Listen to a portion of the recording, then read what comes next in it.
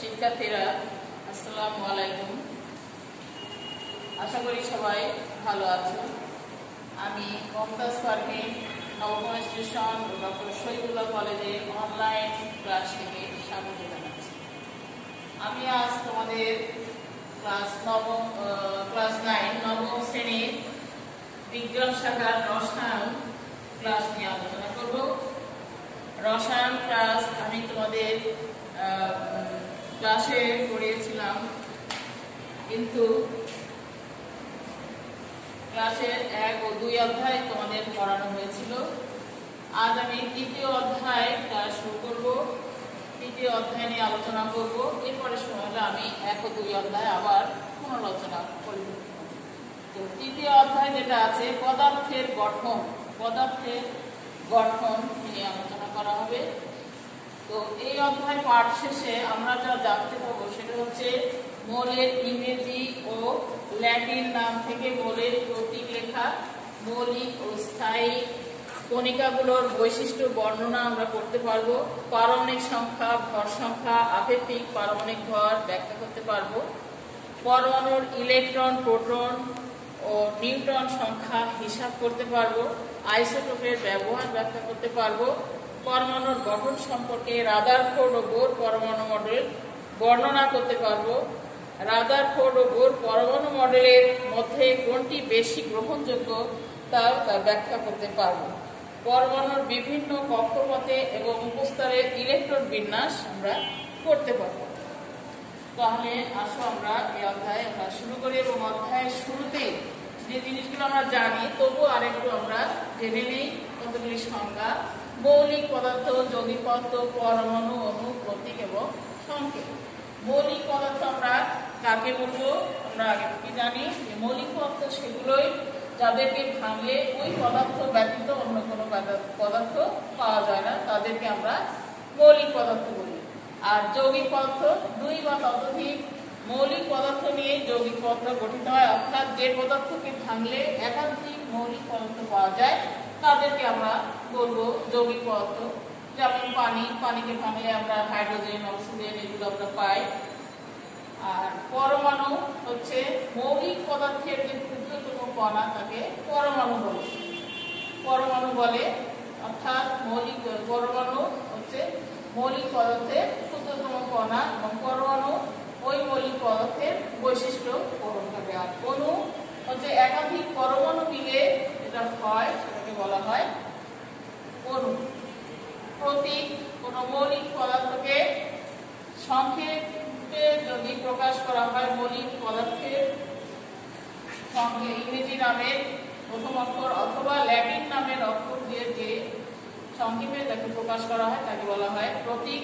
আর সংকেত হচ্ছে মৌলিক পদার্থ বা যৌগিক পদার্থকে যে প্রকাশ করা হয় তাকে বলা হয় সংকেত। এখন আমরা আসি মৌলিক পদার্থের এই যে আমরা প্রতীক আমরা কিভাবে প্রকাশ করতে পারি। 2 ভাবে। একটা হচ্ছে মৌলিক পদার্থের ইংরেজি নামের প্রথম অক্ষর দিয়ে আমরা প্রকাশ করতে পারি। টেবিল 1-এ তোমরা লক্ষ্য করো, এখানে মৌল হাইড্রোজেনের প্রথম অক্ষর H, সেটাকে আমরা H দিয়ে প্রকাশ করছি প্রতীক। অক্সিজেন এর ইংরেজি নামের প্রথমে আছে O, সেজন্য অক্সিজেনকে আমরা O দিয়ে প্রকাশ করি। নাইট্রোজেন বানান করতে প্রথমে আছে N, এই জন্য এটাকে আমরা N দিয়ে প্রকাশ করি। আবার টেবিল 2-তে তোমরা লক্ষ্য করো, যদি একাধিক মৌলিক পদার্থের নামের প্রথম অক্ষর যদি একই হয়ে থাকে তখন আমরা কি করি, তার ইংরেজি নামের প্রথম অক্ষরটা এবং প্রথম অক্ষরের সাথে দ্বিতীয় আরেকটি অক্ষর নিয়ে আমরা তার প্রতীক লিখি। যেমন প্রথম অক্ষরটা বড় হাতের হবে, পরেরটা হবে ছোট হাতের। যেমন ক্লোরিন লিখতে CLORIN আছে, এখানে CL দিয়ে আমরা ক্লোরিন প্রকাশ, C বড় হাতের, L ছোট হাতের। ক্যালসিয়ামের প্রথম অক্ষর C, সেজন্য C এবং A, পরের অক্ষরটা A নিয়ে আমরা ক্যালসিয়ামের প্রতীক আমরা লিখে থাকি। টেবিল 3-তে দেখো, আমরা এছাড়াও বলেছি মৌলের ল্যাটিন নাম থেকেও কিন্তু প্রতীক হতে পারে। যেমন টেবিল 3-তে দেখো মৌল হচ্ছে সোডিয়ামের ল্যাটিন নাম হচ্ছে NaTrIUM। ন্যাট্রিয়াম থেকে এখানে এসেছে কিন্তু Na, ন্যাট্রিয়াম থেকে Na প্রতীক আমরা নিয়েছি। পটাশিয়াম, পটাশিয়ামের ল্যাটিন নাম হচ্ছে ক্যালিয়াম, ক্যালিয়াম থেকে আসছে কে। এইভাবে এই প্রতীক লেখা হইতো। তাহলে প্রতীক প্রথমে হতে পারে ইংরেজি নামের প্রথম অক্ষর বা একাধিক মৌলের ক্ষেত্রে যদি তাদের একই ইংরেজি প্রথম অক্ষর একই থাকে তাহলে সেই প্রথম অক্ষর তার সাথে অন্য একটি অক্ষর নিয়ে আমরা প্রতীক লিখতে পারি। আর হতে পারে ল্যাটিন নাম থেকে তার প্রতীক হতে পারে। এইভাবে আমরা মৌলের প্রতীক লিখতে পারি। আর টেবিল 4-এ দেখো অণুর সংকেত। অণুর সংকেত আমরা কিভাবে লিখি?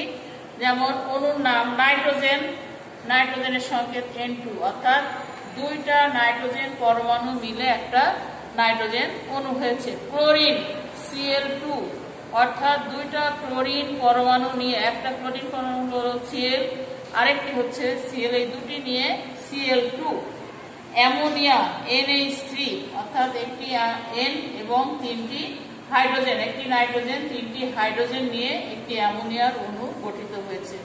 সালফিউরিক অ্যাসিড H2SO4, অর্থাৎ দুইটি হাইড্রোজেন, একটি সালফার এবং চারটি অক্সিজেন মিলে হয়েছে সালফিউরিক অ্যাসিডের একটি অণু।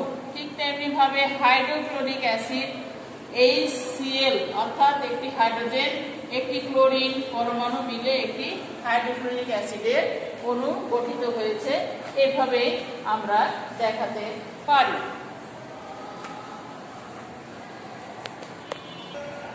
এখন আসি আমরা পরমাণুর ভিতরে যে কণিকাগুলো রয়েছে সেগুলো।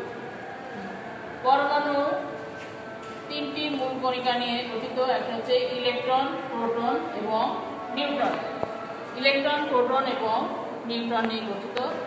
ইলেকট্রন, এটার প্রতীক E, এর প্রকৃত আধান -1.60 × 10⁻⁻19 কুলম্ব, এর প্রকৃত ভর 9.110 × 10⁻28 গ্রাম, আপেক্ষিক আধান -1 আর আপেক্ষিক ভর 0। প্রোটন, এর প্রতীক P এবং এর প্রকৃত আধান ইলেকট্রনের আধানের সমান কিন্তু ধনাত্মক, অর্থাৎ +1.60 × 10⁻19 কুলম্ব, এর প্রকৃত ভর 1.673 × 10⁻24, অর্থাৎ এর প্রকৃত ভর ইলেকট্রনের থেকে বেশি এবং এর আপেক্ষিক আধান +1, আপেক্ষিক ভর 1 ধরা হয়। নিউট্রন, এর প্রতীক N, এর আধান নেই, অর্থাৎ আধান 0, নিউটনের কোনো চার্জ বা আধান নেই। এর প্রকৃত ভর প্রোটনের চেয়ে কিছুটা বেশি, অর্থাৎ 1.675 × 10⁻24 গ্রাম। আর আপেক্ষিক আধান 0, এর আপেক্ষিক ভর 1। এখন আসি ভর সংখ্যা। ভর সংখ্যা, পারমাণবিক সংখ্যা, ভর সংখ্যা কাকে বলে? পারমাণবিক কোনো মৌলের পারমাণবিক সংখ্যা হচ্ছে ওই মৌলের যতটি প্রোটন, মৌলে উপস্থিত প্রোটন সংখ্যাকে মৌলের পারমাণবিক সংখ্যা বলে।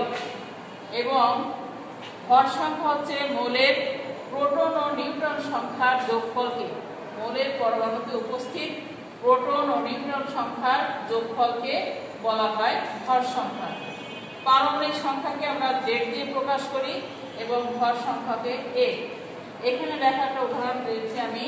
সোডিয়াম, সোডিয়ামের পারমাণবিক সংখ্যা 11 আর ভর সংখ্যা 23। এরকম যদি থাকে পারমাণবিক সংখ্যা এবং ভর সংখ্যা যদি আমরা জানতে পারি তাহলে আমরা সেখান থেকে তার নিউট্রন সংখ্যা এবং তার ইলেকট্রন সংখ্যা আমরা বের করতে পারবো। কারণ একটি পরমাণুতে তার প্রোটন সংখ্যা এবং নিউট্রন সংখ্যার সবসময় সমান থাকে। যতটি প্রোটন থাকে নিউট্রন ইলেকট্রন সংখ্যা সমান থাকে, যতটি প্রোটন থাকে ঠিক ততটি ইলেকট্রন থাকে। তাহলে কোনো সোডিয়ামের যদি পারমাণবিক সংখ্যা 11 হয় এবং ভর সংখ্যা যদি 23 তাহলে এই ভর সংখ্যা থেকে পারমাণবিক সংখ্যা অর্থাৎ প্রোটন সংখ্যা বাদ দিলে আমরা এখানে কি পাবো, এর নিউট্রন সংখ্যা পাবো। আর পারমাণবিক সংখ্যা 11 মানে তার প্রোটন সংখ্যা অর্থাৎ তার ইলেকট্রন সংখ্যা 11। অর্থাৎ আমরা যে কোনো মৌলের পারমাণবিক সংখ্যা জানলে এবং ভর সংখ্যা জানলে তার ইলেকট্রন, প্রোটন এবং নিউট্রন সংখ্যা সবই আমরা বের করতে পারবো। এখন আমরা চলে আসি পরমাণুর আকার সম্বন্ধে। বিজ্ঞানী রাদারফোর্ড 1911 সালে একটি মডেল প্রস্তাব করেন। তার মডেল অনুসারে তার মডেলের স্বীকার্যগুলো হচ্ছে কি, যে পরমাণুর একটি কেন্দ্র আছে যার নাম নিউক্লিয়াস। এটি পরমাণুর কেন্দ্রে অবস্থান করে এবং পরমাণুর কেন্দ্রে নিউক্লিয়াসে কি কি থাকে, প্রোটন ও নিউট্রন। কেন্দ্রে প্রোটন ও নিউট্রন থাকে এবং ইলেকট্রনের আপেক্ষিক ভর 0, তাই প্রোটন ও নিউট্রনের ভরই নিউক্লিয়াসের ভর হিসেবে বিবেচ্য। এখন আছে 2 নম্বর স্বীকার্য হচ্ছে নিউক্লিয়াস অত্যন্ত ক্ষুদ্র এবং পরমাণুর ভেতরে বেশিরভাগ জায়গায় ফাঁকা। 3 নম্বরে আসো, সৌরজগতে সূর্যকে কেন্দ্র করে যেমন গ্রহগুলো ঘোরে তেমনি নিউক্লিয়াসকে কেন্দ্র করে বিভিন্ন কক্ষপথে ইলেকট্রনগুলো ঘুরছে, বিভিন্ন কক্ষপথে ঘুরছে এগুলো। তারপরে 4 নম্বরে আসো, ধনাত্মক চার্জবাহী নিউক্লিয়াসের প্রতি যেহেতু নিউক্লিয়াস ধনাত্মক, যেহেতু প্রোটনের চার্জ ধনাত্মক আর নিউক্লিয়াসে থাকে প্রোটন এবং নিউট্রন, কিন্তু নিউট্রনের কোনো চার্জ নেই, তাহলে নিউক্লিয়াসের প্রোটনের চার্জই হচ্ছে চার্জ। তাহলে ধনাত্মক চার্জবাহী নিউক্লিয়াসের প্রতি ঋণাত্মক চার্জবাহী ইলেকট্রনের এক ধরনের আকর্ষণ বল অনুভব করে। এই আকর্ষণ বল কেন্দ্রমুখী। এই কেন্দ্রমুখী বলের কারণেই দেখা যাচ্ছে যে